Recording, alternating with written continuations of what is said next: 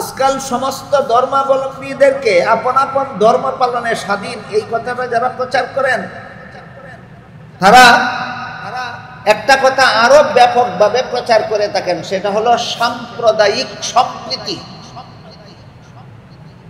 এই সাম্প্রদায়িক সম্প্রীতি একটা কথা, এটা একটা গোলক ধাঁধায় পরিণত হয়েছে। সাম্প্রদায়িক সম্প্রীতির নামে এরা সত্য ধর্ম আর বাতিল ধর্মকে একাকার করে দিয়ে জগা খিচুড়ি পাকাবার অপচেষ্টায় লিপ্ত। অথচ আমার মনে হয় এরা নিজেরাও জানে না, বুঝে না সাম্প্রদায়িক সম্প্রীতি কাকে বলে। আল্লাহ পাক রব্বুল আলামিন সূরাতুল বাকারার 256 নম্বর আয়াতে সাম্প্রদায়িক সম্প্রীতির পরিপূর্ণ রূপরেখা পেশ করেছেন। সাম্প্রদায়িক সম্প্রীতির সুস্পষ্ট বিবরণ রয়েছে কুরআনে। সুতরাং সাম্প্রদায়িক সম্প্রীতির মন গড়া ব্যাখ্যা চলবে না। কুরআন সাম্প্রদায়িক সম্প্রীতির ব্যাখ্যা দিয়েছে। কি ব্যাখ্যা? তোমার ধর্ম পালনে তুমি যেমন স্বাধীন, আমার বাধা দেওয়ার অধিকার নাই। আমার ধর্ম পালনে আমিও স্বাধীন, তোমারও বাধা দেওয়ার অধিকার নাই। এইটার নাম সাম্প্রদায়িক সম্প্রীতি। কিন্তু আজকাল সাম্প্রদায়িক সম্প্রীতির দোহাই দিয়ে অনেক মুসলমান হিন্দুদের দুর্গা পূজার মিষ্টি খেতে যায়।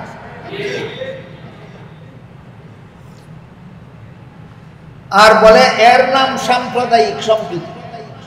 এটা সাম্প্রদায়িক সম্প্রীতি নয়, সাম্প্রদায়িক সম্প্রীতির অপব্যাখ্যা। আমি বলতে চাই, সাম্প্রদায়িক সম্প্রীতির ব্যাখ্যার আওতায় যদি একথা আসে যে হিন্দুদের দুর্গা পূজার মিষ্টি মুসলমানেও খেতে পারবে, যেহেতু হিন্দু মুসলিম দুই সম্প্রদায়ের সম্প্রীতির মাধ্যমে আমরা সমাজে বাস করি, তাই হিন্দুদের দুর্গা পূজার মিষ্টি আমরাও খেতে পারি সাম্প্রদায়িক সম্প্রীতির কারণে।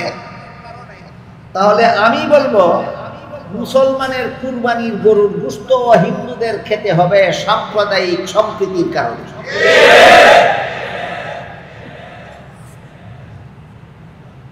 আমার জানা মতো আজ পর্যন্ত বাংলাদেশের কোনো হিন্দু মুসলমানের কুরবানির গরুর গোশত খেতে আসেনি, কিন্তু অনেক মুসলমান দুর্গা পূজার মিষ্টি খেতে যায়।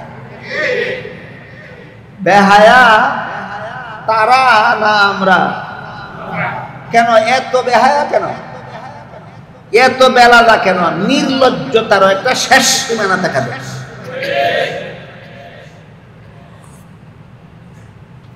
দুই সম্প্রদায়ের সম্প্রীতি কি একতরফা হবে না উভয় পক্ষে হতে হবে? সাম্প্রদায়িক সম্প্রীতির ব্যাখ্যা যদি এই হয় যে ধর্ম যার যার উৎসব সবার, এই যদি সাম্প্রদায়িক সম্প্রীতির ব্যাখ্যা হয়, ধর্ম যার যার উৎসব সবার, এই ব্যাখ্যার অধীনে মুসলমানকে যদি হিন্দুদের দুর্গা পূজার মিষ্টি খাওয়া বৈধ হয়, তাহলে হিন্দুদেরও মুসলমানের কুরবানির গরুর গোশত খাওয়া বৈধ হবে। আর যদি এইটা হিন্দুদের পক্ষে যদি মুসলমানের কুরবানির গরুর গোশত খাওয়া বৈধ না হয়, তাহলে মুসলমানের জন্য দুর্গা পূজার মিষ্টি খাওয়া বৈধ হবে কিভাবে? এই ইত্রামিটা করা হয় যে স্লোগানের মাধ্যমে, সেই স্লোগানটাতে বলা হয় ধর্ম যার যার উৎসব সবার। আমি যদি বলি ব্যবসা যার যার মুনাফা সবার, আপনারা মেনে নিবেন? আমি যদি বলি কৃষিকাজ যার যার ফসল সবার, আমি যদি বলি চাকুরি যার যার বেতন সবার, কোন মাতালে যদি কয় বিয়া যার যার বউ সবার,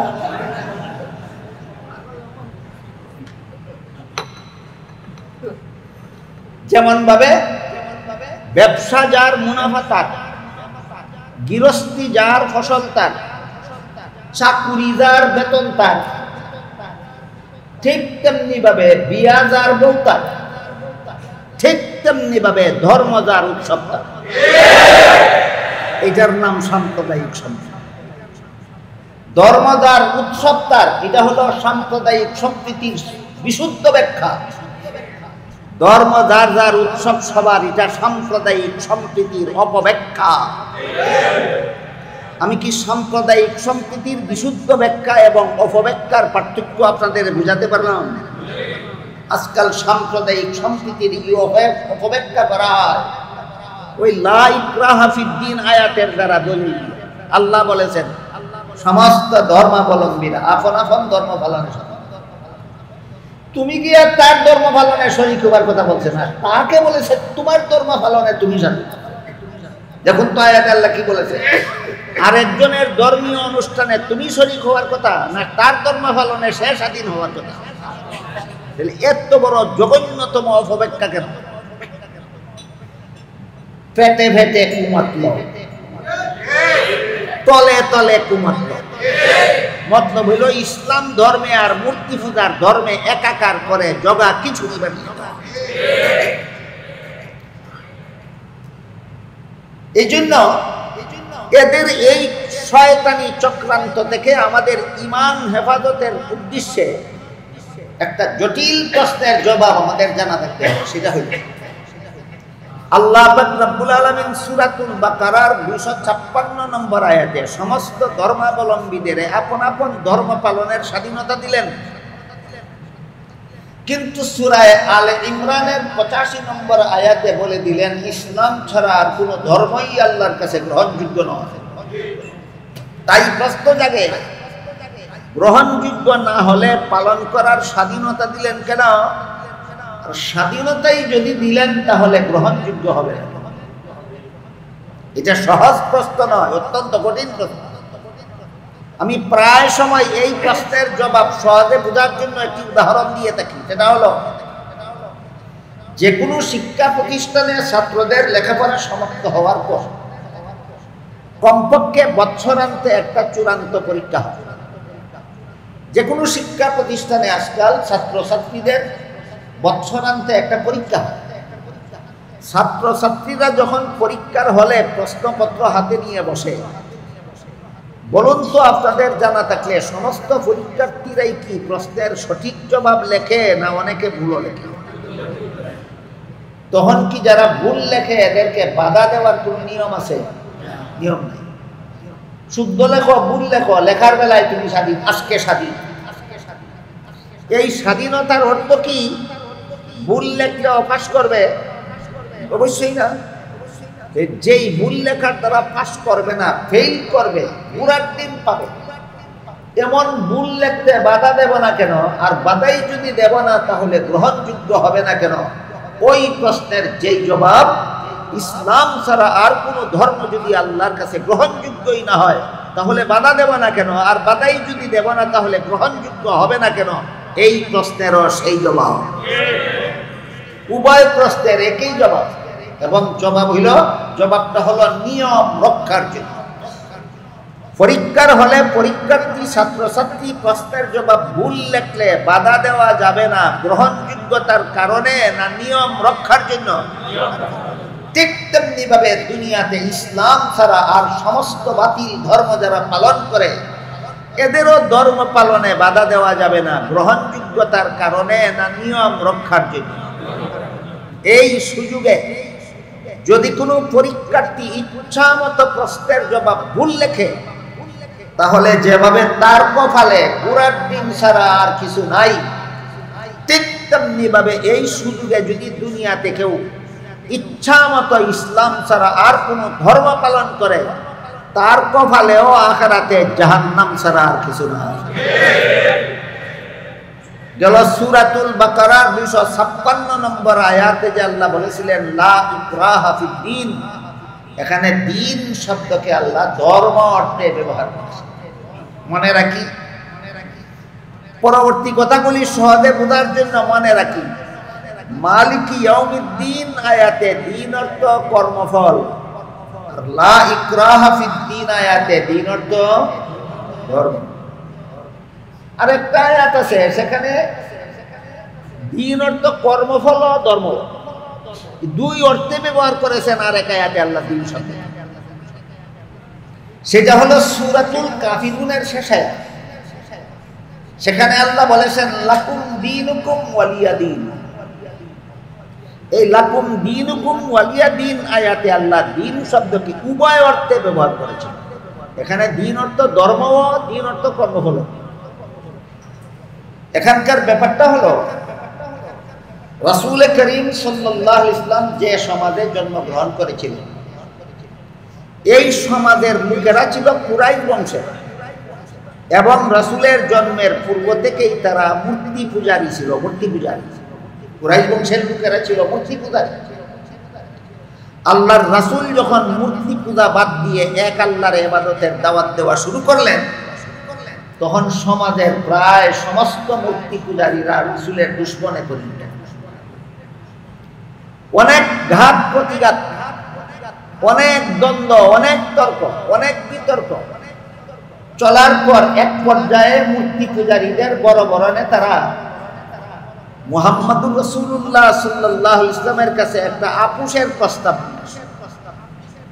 তারা এসে বলল, হে মুহাম্মদ, তুমিও এক আল্লাহর ইবাদত ছাড়া মানো না, আমরাও মূর্তির পূজা ছাড়তে পারি না। এই জন্য তোমাদের মধ্যে, তোমার অনুসারী যারা, তাদের মধ্যে আর আমাদের মধ্যে সমাজে একটা কলহ সৃষ্টি হয়ে আছে, সামাজিক অশান্তি বিরাজ করছে। এই সমাজের অশান্তি আর কলহ দূর করার জন্য আমরা একটা আপোষের প্রস্তাব দিয়েছি। আপোষে নিষ্পত্তি করে আমরা উভয়ে এক দল হয়ে যেতে চাই এবং কোন দল বন্ধ করে দিতে চাই। রাসূল জিজ্ঞাসা করলেন, কি সেই প্রস্তাব? তারা বলল, প্রস্তাবটা হলো, তুমি যেহেতু এক আল্লাহর ইবাদত ছাড়া কিছুতেই রাজি না, তাই আমরা সমস্ত মূর্তি পূজারীরা সম্মিলিতভাবে তোমার সাথে এক আল্লাহর ইবাদত করব 1001 বছর। এক আল্লাহর ইবাদত করবে মূর্তি পূজারীরা রাসূলের সাথে একত্র হয়ে কতদিন? 1 বছর।